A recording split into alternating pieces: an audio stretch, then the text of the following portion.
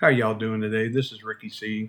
Um, it's been a while since I posted, but I just watched the draft, and I'd like to give my opinion on why Shadur Sanders fell in the draft. All right, I'm not an NFL prospect analyzer.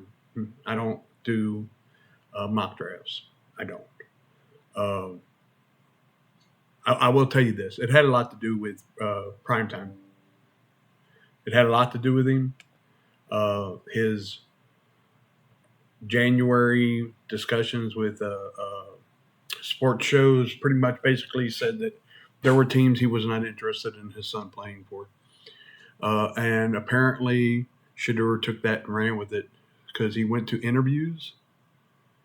And from what I'm getting, was basically really rude about don't draft me because I don't want to play for you unless you do this, this, and this, and this. I mean, let's be honest here. Name a job interview that you can go to and tell the hiring manager, the CEO, whatever, that, hey, look, man, I really don't want to work for you, but if you'll do these several fairly ridiculous things, then I'll consider it. If you're not willing to do these several fairly ridiculous things, don't even bother, calling me in. Uh, man, that's not smart. So I'm not going to say they got together and talked. But is there anybody in the United States that doesn't think that these owners, these GMs, these head coaches don't have each other's phone numbers? I mean, we can't prove that they talk to each other, but it's awful funny that nobody drafted him. And from what I've seen in the draft, and the expert that kept saying that, well, Shooter is better than this guy that was just drafted. Shooter is better than this guy that was just drafted. Something happened. I mean, he's not Eli Manning. Well, he might be Eli Manning, but he's not Peyton Manning. He's definitely not Peyton Manning. He's not Drew Lock, right? He's just not. He's not Joe Montana. He's not Tom Brady. He's Shadur Sanders. He is an individual person, right? And he comes from an family. You know, primetime Deion Sanders was famous when I was a kid. I mean, always on the news, always on sports shows, always. Everybody was talking about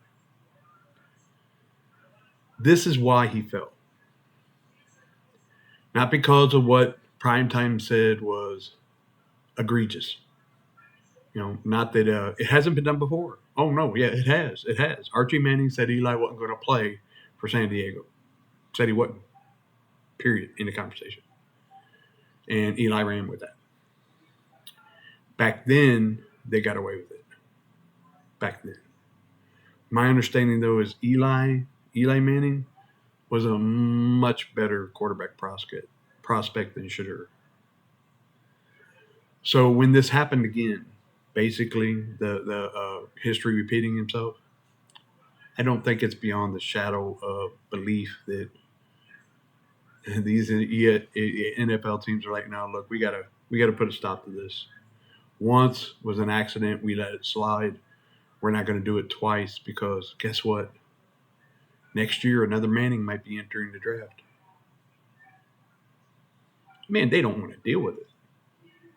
These men are billionaires. These owners, they're billionaires. They don't care how much money you have. They're billionaires. These GMs, their jobs are on the line. You know, a bad quarterback pick in the first, second round can get you fired in a heartbeat. Same with the head coaches, man. Day to day, they're living on the edge. You go into the interview and you tell them, look, you're just not a good enough organization for me to really consider working for unless you just basically let me run roughshod over your entire organizational idea. And you're not Peyton Manning. Man, it's not going to work. So, what's happened to Shadur since Thursday? was not just a lesson to Shadur and Prime, it was a lesson to all NFL families. You better come into this interview with the right attitude. You do not run anything. If you do not like the way we run stuff, go to the CFL. We don't run the CFL. There are 32 NFL teams in the world. There are 32 NFL owners in the world. There are 32 NFL GMs in the world, and there are 32 NFL head coaches in the world. Man, you're not going to come with that kind of attitude. You're not. And for Prime Time to convince his son that they could get away with it was really basically stupid on Prime's part. He knows the NFL. He knows these owners. He knows how it works. Wasn't the Colin Kaepernick thing a big enough lesson? And they have the right to say they don't want to hire you. They have the right. It's their money. This is their teams. This is their business. If you own a business, are you going to let some kid come in and tell you, hey, look, I don't like the way you run this business, and I don't really want to work for you unless you give me the reins and let me run this business the way I want to? And he has nothing to his name. Kid hasn't accomplished nothing. Won no bowl games, won no Heismans, had no absolutely ridiculous games. Nothing. Yeah, you took the Colorado team to a 10 and 2, 10 and 3 record. Oh, man, congratulations. That's awesome. That really, it is awesome. It is. They are basically a horrible team before you and your dad showed up. This is the NFL. This ain't the Big 12. This is the NFL, where a player can earn $250 million or more in a 10-year career, especially a player at your position, quarterback. You can't show me one quarterback in the history of the NFL that ran the organization in a successful manner. Look what Aaron Rodgers just did to the Jets last year. And I got nothing against Aaron Rodgers. He's Hall of Fame. Easy Hall of Fame. He's not the Aaron Rodgers he was when he took over the Green Bay Packers. He's not even the Aaron Rodgers he was when he won his last MVP. Shadur hadn't won anything. Not major. Was he in the conversation for the Heisman? At the end of the year, was he in the conversation? Did he break any records in college football? He had the highest completion percentage, I think, of any college quarterback in NCAA history. I believe. I could be misstating. Man, that's great. High completion percentage is very important. Very important.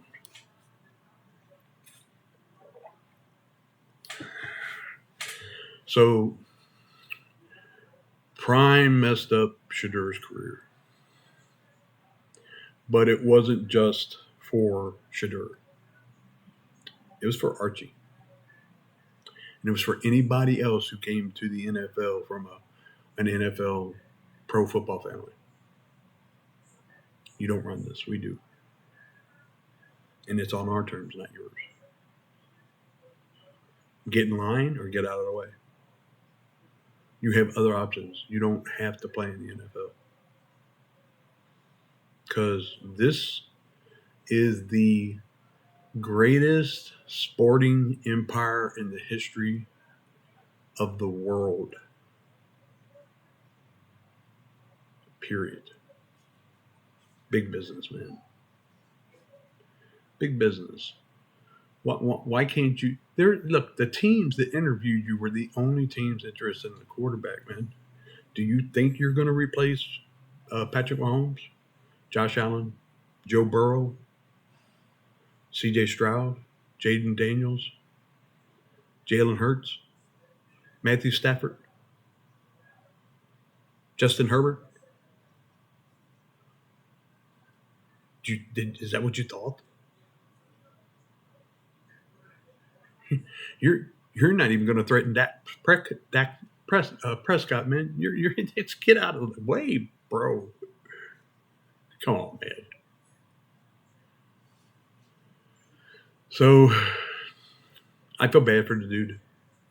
He got bad advice from the people he trusted and loved, and it's led to this. Now he's going to have an uphill fight for the rest of his career. He may not get a chance to get a second contract. And he's cheating himself out of hundreds of millions of dollars. Hundreds of millions of dollars. Tom Brady is Tom Brady because Tom Brady was dedicated. He bled NFL. He worked his tail off every single day.